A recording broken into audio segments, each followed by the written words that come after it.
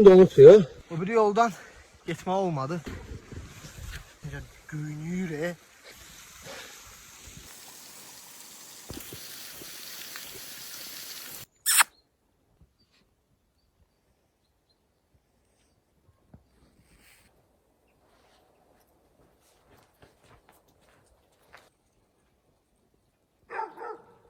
Yine her başka çok. Evdekilere salam diyesen, Oldu. Feride'ye dediğine ki çok narahat oldum o gün orada kalıptı diye. Ya çünkü uşaklar olmuyor böyle yanında. İşte oldu. Acı acına. Sağ Sağ olun, sağlamat, sağ olun. Allah'a emanet. Amin.